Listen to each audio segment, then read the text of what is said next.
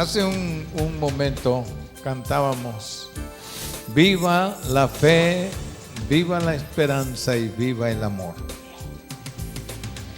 Les invito a abrir sus Biblias en la primera carta del apóstol Pedro, capítulo número 3.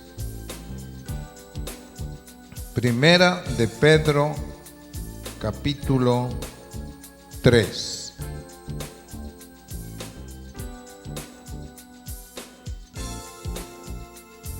Estaremos leyendo los versículos 14 y 15. Mas también si alguna cosa padecéis por causa de la justicia, bienaventurados sois. Por tanto, no os amedrentéis por temor de ellos, ni os conturbéis, sino santificad a Dios el Señor en vuestros corazones y estad siempre preparados para presentar defensa con mansedumbre y reverencia ante todo el que os demande razón de la esperanza que hay en vosotros. Todo cristiano debe tener esperanza de una vida mejor. Digo debe tener, aunque me gustaría decir que todo cristiano tiene esperanza de una vida mejor. Pero he descubierto de que algunos, por una u otra razón, a veces como que el potencial de esa esperanza como que ha menguado y se sienten vacilantes sobre ciertas cosas de la vida. Vamos por eso a estar hablando acerca, este es un mensaje de la serie que venimos hablando sobre renovación espiritual y vamos a hablar de renovación de la esperanza. No deje que mengue la esperanza suya, el interés, el fervor, el entusiasmo en la esperanza que usted ha tenido o tiene en la palabra del Señor. No deje que disminuya. Fortalézcala. Renueve su esperanza en el Señor. En mi país de origen hay una frase que dice que la esperanza es lo último que se pierde.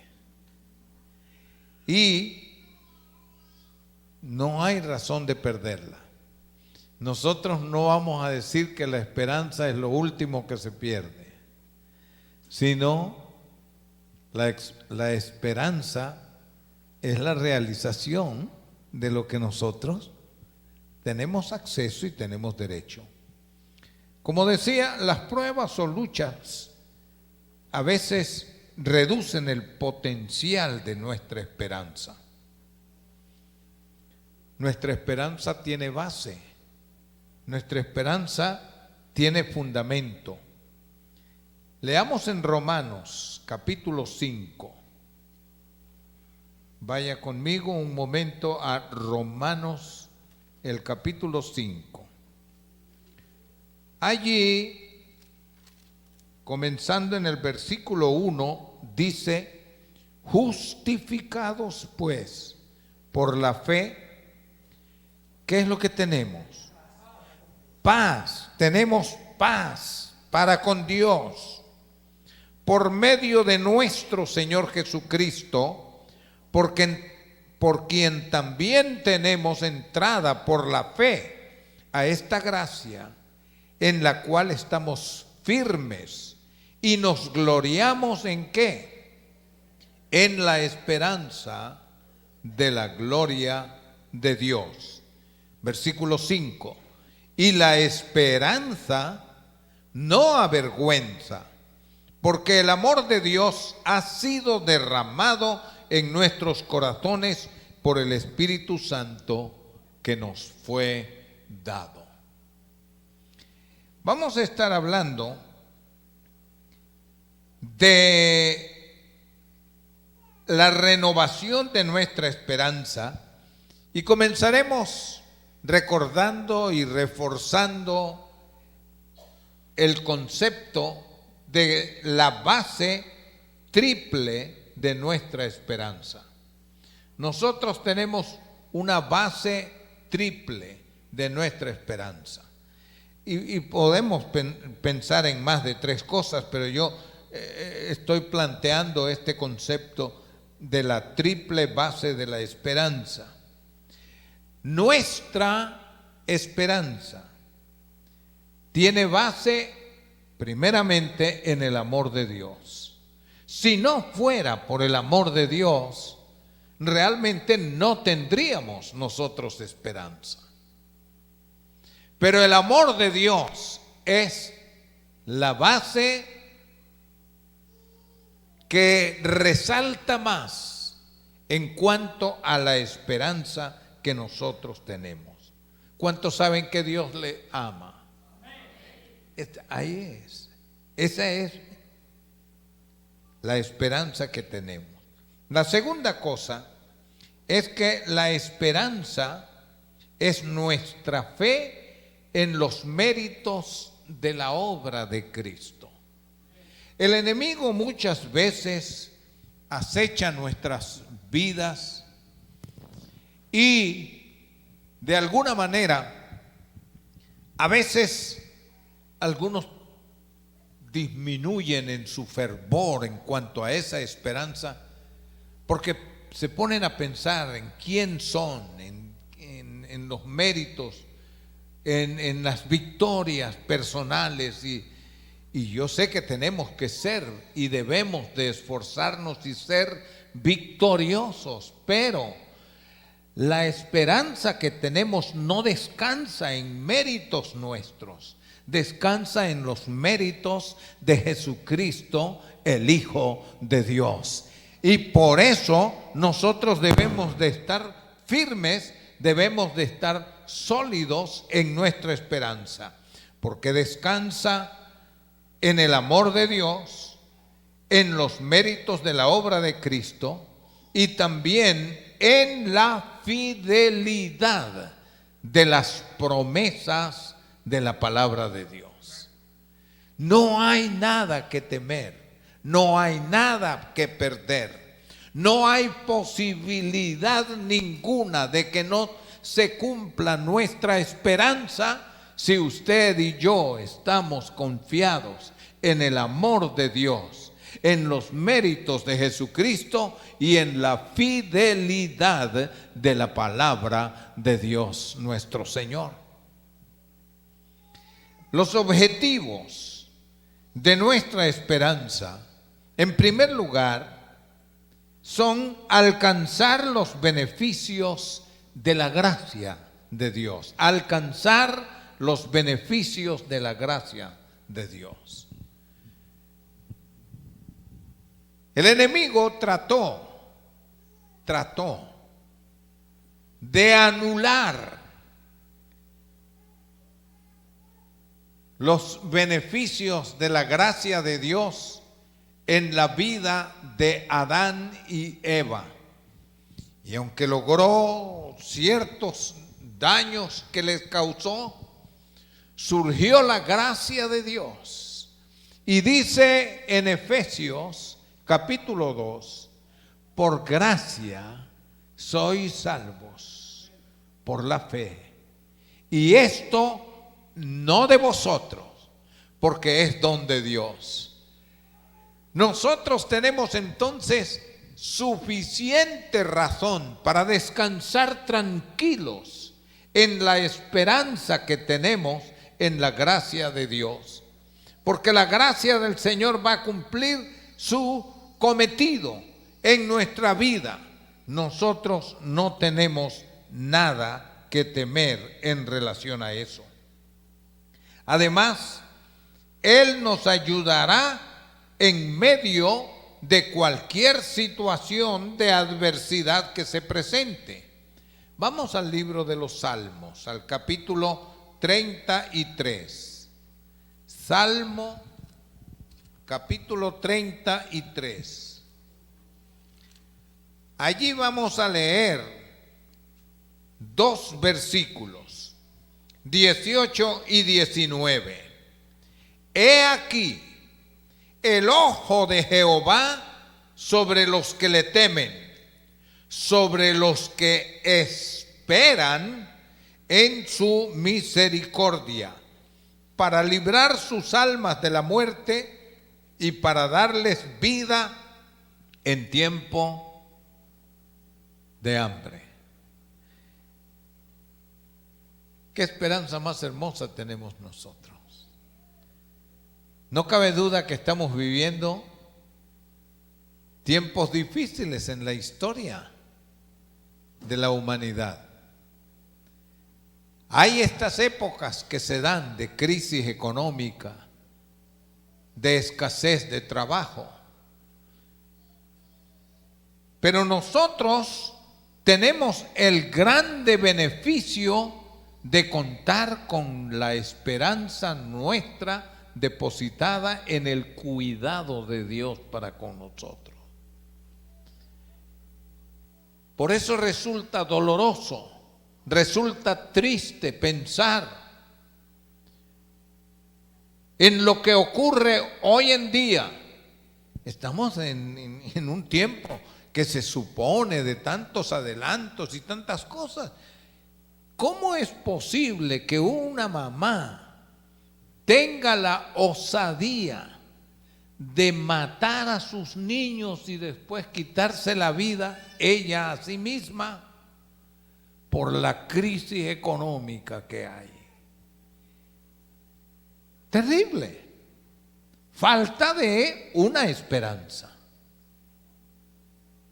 Hombres que han asesinado a la esposa y a los hijos y después se han matado. Y no estamos hablando de posibilidades, estamos hablando de realidades que han estado ocurriendo en nuestros días.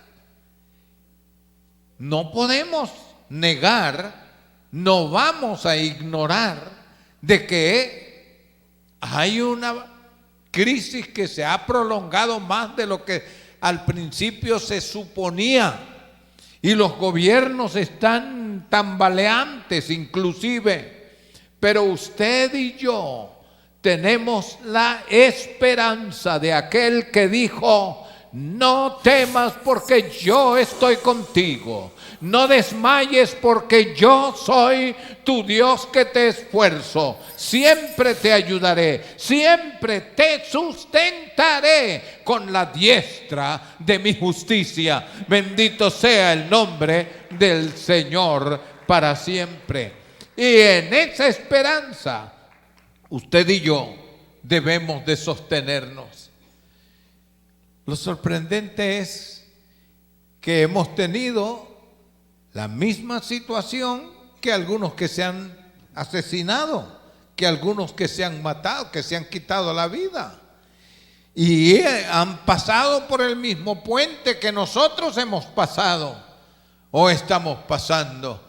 La diferencia está: ellos lamentablemente no tienen esperanza en el conocimiento de Dios, en los méritos de Cristo y en el conocimiento de la palabra de Dios, lo cual usted y yo tenemos la bendición, aleluya, de poder desarrollar la esperanza nuestra en el Señor.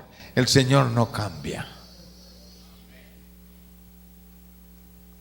En los años que tengo de vida, yo estaba el otro día tratando de hacer memoria. Varias veces ha ocurrido que se han dado estas crisis financieras. Yo me acuerdo, yo iba a cumplir 8 años de edad cuando había una crisis en esos días tremenda. Mi papá fue un plantador de iglesias. Él se dedicó a plantar iglesias. Sirvió al Señor 53 años y plantó 27 iglesias. Y él iba a un lugar, comenzaba en cero, en una esquina, en un patio, en un parque, en cualquier lugar. Él iba y comenzaba allí. Y cuando ya había un grupo que podía aportar para un pastor en un año, entonces él ponía un pastor y se iba y comenzaba en cero en otro lugar. Así es que nos tocó pasar un momento de esos de escasez cuando mi papá estaba levantando una iglesia. Yo me acuerdo un día que mi mamá nos había dicho, como a eso de las 10:30, 11 de la mañana, nos había reunido mi mamá y dice: hijitos, hoy no tenemos nada para comer. Vamos a orar al Señor, vamos a darle gracias nada más y esperar que Él nos va a proveer. Y oramos. Y si no había ni comida, pues a jugar, vamos a jugar. Nos fuimos al patio a jugar. Como hora y media después, mi papá llegó y dice: a comer, vamos a almorzar. Y salimos corriendo nosotros. Me acuerdo eso tan vívidamente. Llegamos y nos sentamos. Había un plato para cada uno de los 4 hijos y para mi mamá y él. Y había un mango sobre el plato. Y mi papá, con una alegría, con un entusiasmo increíble, dice: bueno, mis hijos, el Señor nos ha dado un mango a cada uno para este día. Vamos a comer. Nos comimos el mango, fuimos y nos lavamos y a jugar otra vez. Yo sé lo que es pasar por necesidades, pero sé lo que es tener un Dios que provee en medio de la escasez. Y así como pasamos ese momento, después vino la abundancia, después vino la provisión y hubo lo suficiente y no teníamos que pasar ningún tipo de necesidad, porque fiel es el que lo prometió. Bendito sea su nombre para siempre. Nuestra esperanza está puesta en el amor de Dios. Nuestra esperanza está puesta en los méritos de Jesucristo. Y nuestra esperanza está puesta en la fidelidad de la palabra de Dios. Seguimos entonces nosotros, aunque las circunstancias de la vida no sean las más favorables. Hermano, es doloroso saber de cómo alguna gente desesperada, por la falta de dinero, por la falta de recursos y por la falta de esperanza sobre todo, recurren algunos, como ya citamos, a suicidarse, pero otros no. Otros no se atreven a llegar allí, pero salen por allá por la calle y si le pueden arrebatar el reloj, se lo arrebatan a cualquiera. Entran a un banco y causan un asalto. Entran a un negocio y asaltan allí al vendedor, al que atiende. Han estado viendo en las noticias, ¿no es cierto? ¿Cuántos casos? Yo estaba sorprendido y le decía a mi esposa: oye, pero qué cosa, tanta gente. Es gente que no tiene esperanza. Pero usted y yo debemos tener una enorme gratitud al Señor, porque Él en su palabra nos ha prometido, y por eso nosotros hoy podemos decir con el escritor bíblico: joven fui y he envejecido, y no he visto justo desamparado, ni su simiente que mendigue pan. Porque el Dios Todopoderoso es Dios que suple nuestras necesidades. Vamos a Filipenses. En esta carta a los Filipenses, capítulo número 4, en el versículo 19 dice lo siguiente: mi Dios, pues, ¿qué dice? Dígalo más fuerte. Suplirá. ¿Qué va a suplir? Todo lo que os falta. ¿Conforme a qué? A sus riquezas en gloria en Cristo Jesús. Esta es la respuesta suya y mía si tenemos esperanza en el Señor. Tenemos esperanza en Él. Entonces, uno de los objetivos de nuestra esperanza es alcanzar los beneficios de la gracia de Dios.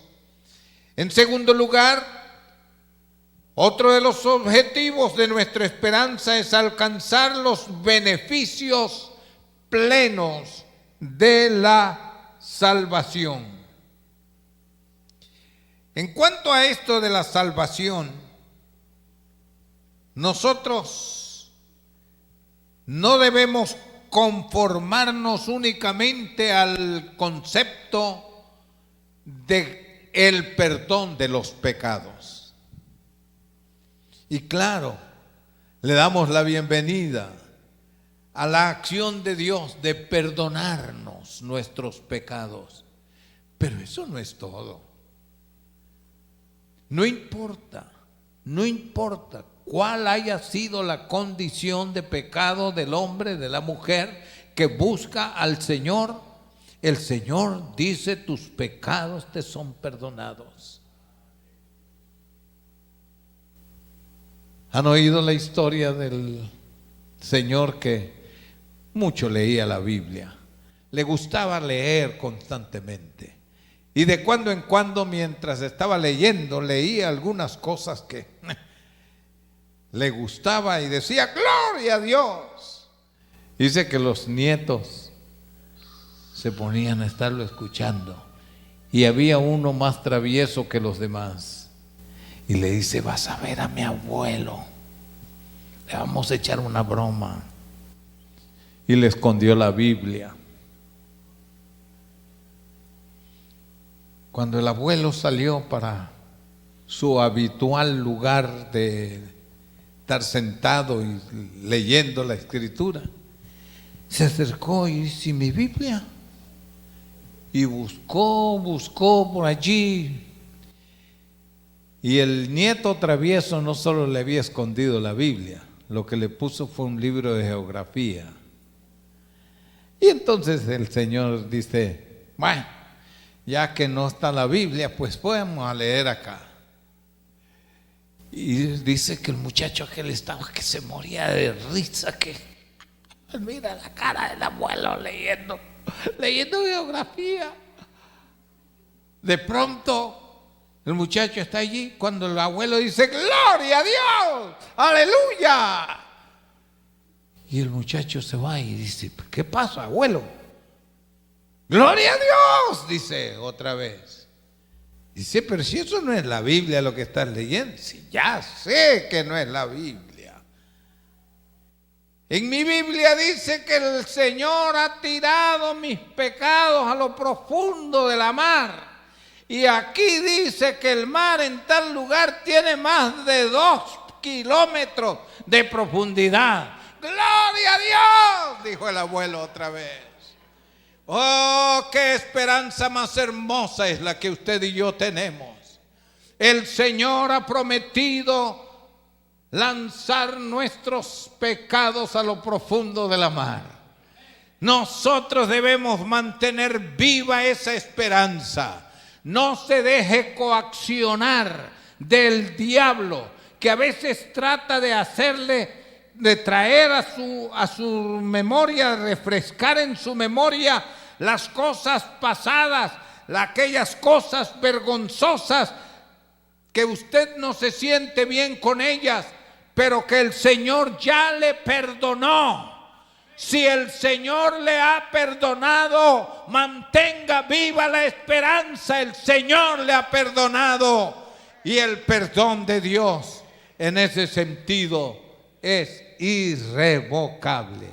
No es algo de lo cual usted y yo tenemos que preocuparnos. Pero no solamente es el perdón de nuestros pecados. La cosa va más allá.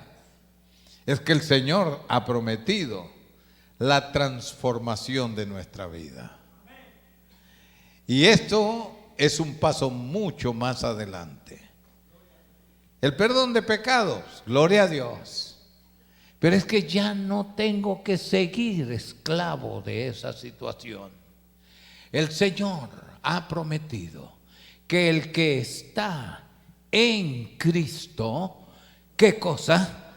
Nueva criatura es. Las cosas viejas que pasaron, he aquí todo, he aquí todo, he aquí todo es hecho nuevo, aleluya. Bendecido sea el nombre del Señor.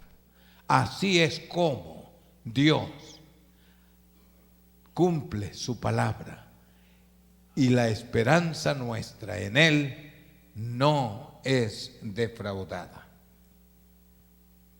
En tercer lugar,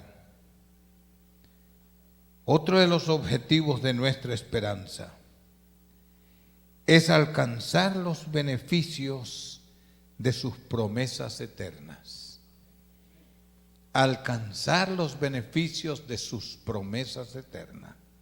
Alcanzar los beneficios de la gracia, alcanzar los beneficios de la salvación plena, alcanzar los beneficios de las promesas de Dios. Una de las promesas de Dios es una promesa que a mí me parece que nosotros necesitamos avivar un poco. Déjeme decírselo a ver si comparte conmigo, y si no, pues si ya está suficientemente avivado eso en su corazón, magnífico. Pero si no, pues habrá que hacerlo. ¿Cuántos saben que Cristo va a volver? ¿Cuánto habla usted de la venida de Cristo, del regreso de Cristo? ¿Cuánto habla de eso a la semana?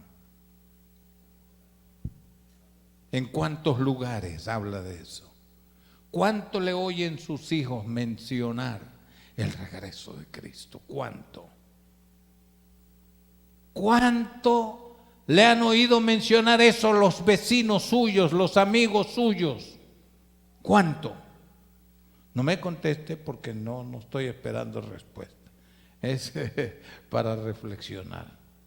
¿Cómo es posible que nosotros tenemos una esperanza ferviente en que Cristo viene pronto, que viene a levantar su iglesia, y nosotros dejamos pasar un día, una semana, un mes, sin hablar de eso en la casa? ¿Cómo? Por eso es que digo que creo que necesitamos reavivar esta esperanza. ¿Qué me dice? ¿Sí o no? ¿Sí? ¿Cuántos creen que sí necesitamos? Comencemos ya, comencemos. Dígale a la persona que está ahí al lado suyo: Cristo viene, Cristo viene, Cristo viene, Él viene, aleluya, Él viene, gloria a Dios, Él viene, Él viene, Él viene. Pero ese alboroto que acabamos de hacer, hay que hacerlo en la casa. Y que la familia, mire, algunos de los hijos que a veces no están convertidos, están bien cómodos en la casa sin convertirse, porque no les incomoda a ellos, no hay nada, no se habla nada de eso, solo saben que usted y yo vamos al culto y ya. Pero si usted hablara de que Cristo viene en la casa todos los días, usted pone a pensar a cualquiera. Decir, oye, ¿será cierto que Cristo va a venir? Porque mi papá o mi mamá viven hablando de eso y no se cansan de hablar de eso. ¿Y qué? Tenemos que avivar esta verdad gloriosa, esta esperanza bendita. Hable de Cristo, de que Él viene, que Él viene, que Él viene. Mantengamos viva la esperanza. El Señor viene en breve. Esta esperanza se debe de reafirmar. Fíjese, hay cosas que nosotros a veces creemos al estilo de Marta y María. A ver si entendemos bien este asunto. Cuando había muerto Lázaro, Jesús no estaba ahí. A los 4 días aparece Jesús caminando tranquilo y le avisan a Marta, ahí viene Jesús. Y cuando sale corriendo a encontrarlo, y lo primero que le dice, Señor, si hubieses estado aquí, mi hermano no habría muerto. ¿Se acuerdan? ¿Cuál era la esperanza de Marta? No estaba esperando resurrección entonces. Y cuando Jesús viene y le dice, Marta, resucitará tu hermano. Ella no le contradijo, pero mire la respuesta. Oh, no, yo sé que va a resucitar, pero allá, quién sabe cuándo. Y Jesús le dice, Marta, ¿no te he dicho que si creyeres verás la gloria de Dios? Y en eso llega María. Ay, Jesús. Como que se habían aprendido la frasecita esa las dos. Si tú hubieras estado aquí, mi hermano no habría muerto. Le vuelve a decir el Señor también a ella, tu hermano va a resucitar. Oh, sí, yo sé que resucitará allá en aquel día. Algunos de nosotros tenemos a nuestro Lázaro muerto, sin esperanza de una acción más inmediata. Debemos de reflexionar acerca de esto. Necesitamos reavivar la esperanza. Nosotros vamos a ser arrebatados al reino de los cielos. El otro día estaba yo en una iglesia que me invitaron a hablar sobre el tema del Apocalipsis y fui para darles una conferencia. Y entonces yo encontré que había mucha preocupación en el asunto de querer saber de una cantidad de cosas. Le digo yo, pero ustedes no sé por qué están preocupados queriendo saber de eso. La iglesia se va a ir antes de que esas cosas ocurran. Ustedes no van a estar aquí. ¿Lo creen? ¿Sí? ¿De verdad lo creen? ¿Sí? Le digo yo, pues entonces gócense, porque esas cosas no tienen nada que causar nada de preocupación. La iglesia va a ser levantada por el Señor antes que ocurran las plagas y ocurran las cosas más difíciles que van a ocurrir cuando los juicios de Dios, los juicios de los sellos, los juicios de las trompetas y los juicios de las copas sean derramados. Antes de eso, la iglesia ya estará en otro lugar. Va a ser tremendo porque la iglesia, yo espero que ustedes no estén aquí después del rapto. Pero aquí, como esto va a quedar, porque esto va a quedar vacío. ¿Cuántos lo creen? de verdad. Esto va a quedar vacío. Pero yo creo que yo no sé quién va a estar aquí de pastor, porque yo no pienso estar. Después del rapto, nada, Señor. Pero aquí va a venir alguien, porque esto se va a llenar, hermano. Esto va a estar lleno, que no va a haber dónde sentar más gente. Y van a estar diciendo, no, que mi tío, que mi papá que era, que mi mamá me decía. Va a ser tarde. Y va a haber salvación después del rapto de la iglesia. Mucha gente va a ser salvada, pero les va a costar el cuello. Les va a costar. Va a ser a precio de un sacrificio que bien lo pueden evitar si se entregan a Cristo hoy y se mantienen fieles al Señor hasta el fin. Esta es la verdad que enseña la Sagrada Escritura. Esa es nuestra esperanza. El Señor vendrá y levantará su iglesia antes de aquellos momentos difíciles. Y en consecuencia, hermano, avivemos la esperanza en nosotros.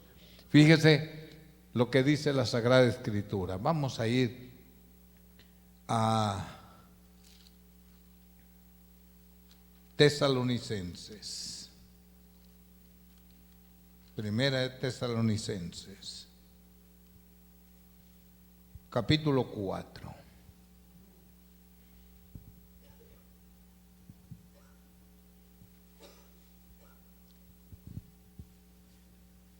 Primera de Tesalonicenses, capítulo 4, versículo 13. Tampoco queremos, hermanos, que ignoréis acerca de los que duermen, para que no os entristezcáis como los otros que no tienen esperanza.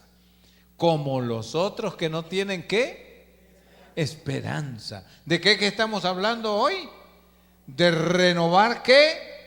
Nuestra esperanza. Por eso le digo, porque si creemos que Jesús murió y resucitó, así también traerá Dios con Jesús a los que durmieron en él. Por lo cual os decimos esto en palabra del Señor, que nosotros que vivimos, que habremos quedado hasta la venida del Señor, no precederemos a los que durmieron. Porque el Señor mismo, con voz de mando, con voz de arcángel, con trompeta de Dios, descenderá del cielo, y los muertos en Cristo resucitarán primero. Luego nosotros, los que vivimos, los que hayamos quedado, seremos arrebatados juntamente con ellos en las nubes para recibir al Señor en el aire, y así estaremos siempre con el Señor. Y vea lo que dice el versículo 18. Por tanto, ¿qué? Alentaos los unos a los otros con estas palabras. ¿Se da cuenta? ¿Se da cuenta que eso produce aliento, ánimo, entusiasmo, que despierta fe, que despierta interés? Vamos a alentarnos los unos a los otros en este momento. Dígale a la persona que está ahí al lado, dígale algo de que Cristo, de que la venida de Cristo, ahí está, Él viene. Dígaselo con fe, dígaselo con esperanza. Eso viene. Yo quisiera ver los hogares cuando en la casa, a la hora de la comida, del almuerzo, de la cena, no importa, a la hora en que la familia está reunida comiendo, suelte el tema del regreso del Señor. Y si tiene hijos y que tiene familiares que no son convertidos, mejor todavía, porque ellos deben de escuchar eso, porque esa es nuestra esperanza. Nosotros no estamos para quedarnos acá. Nosotros tenemos un lugar de gloria que el Señor tiene preparado para nosotros. Aleluya. El apóstol Pablo en segunda de Timoteo, vaya un momentito conmigo a esta última escritura. Oh, aleluya. En segunda de Timoteo, capítulo 4, en el versículo 8. ¿Qué es lo que dice? Vamos a leer desde el 7. He peleado la buena batalla, he acabado la carrera. ¿Y qué más? He guardado la fe. Por lo demás, me está guardada la corona de justicia, la cual me dará el Señor juez justo en aquel día, y no solo a mí, sino también a los que aman su venida. Aleluya, gloria sea el nombre del Señor. Y usted hablando de la corona, y hablando de la corona todos los días en la casa, y el hijo y la hija que es incrédulo, que no se ha convertido, va a decir: oye, ¿será cierto que Dios le tiene una corona?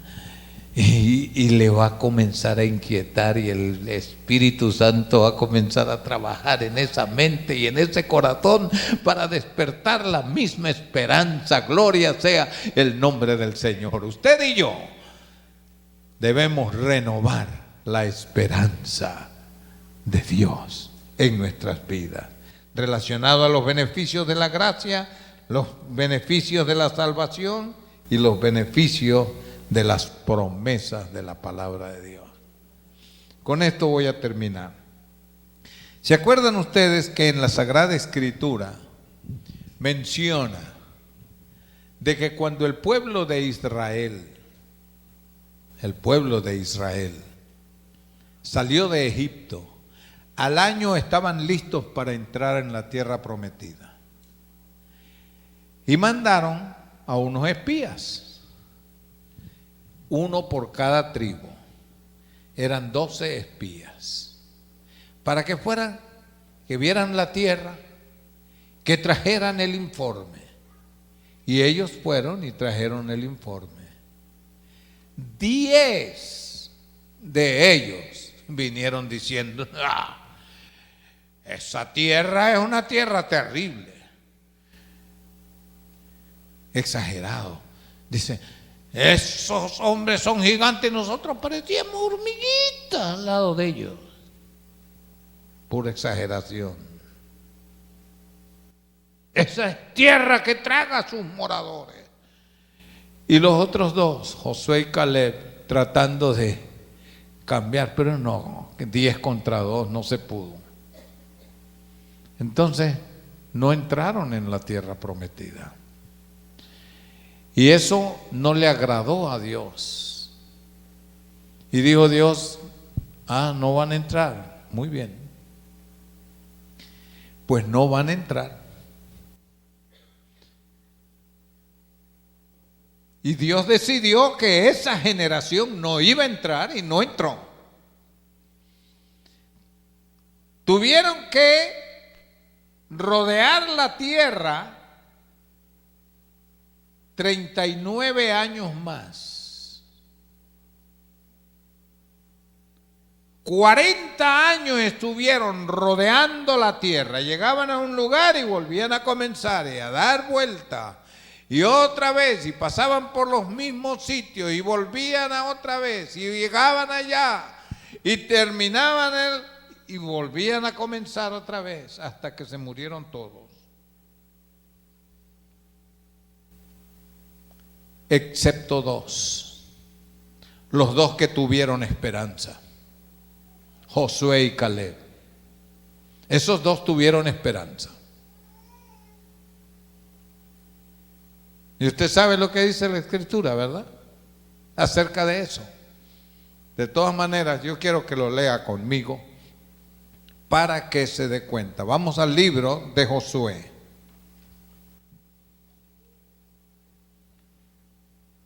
capítulo 14.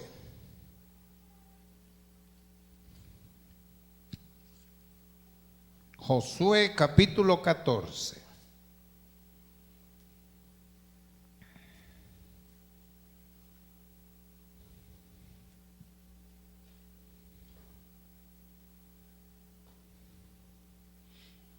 ¿Lo tiene? Versículo 6 en adelante dice: y los hijos de Judá vinieron a Josué en Gilgal, y Caleb, hijo de Jefone, ceneseo, le dijo: tú sabes lo que Jehová dijo a Moisés, varón de Dios, en Cades Barnea, tocante a mí y a ti. Yo era de edad de 40 años cuando Moisés, siervo de Jehová, me envió a Cades Barnea a reconocer la tierra. Y yo le traje noticias como lo sentía en mi corazón. Noticias con esperanza. Mis hermanos, los que habían subido conmigo, hicieron desfallecer el corazón del pueblo, pero yo cumplí siguiendo a Jehová mi Dios, porque yo tenía esperanza. Entonces Moisés juró diciendo: ciertamente la tierra que oyó tu pie será para ti. Versículo 10. Ahora bien, Jehová me ha hecho vivir como él dijo, estos 45 años. Óigalo bien, hermano. ¿Cuántos años fue? Ese Josué Caleb anduvo dando las vueltas que dieron los otros. Terminaron, volvió a comenzar y anduvo ahí con ellos, porque no había otra cosa.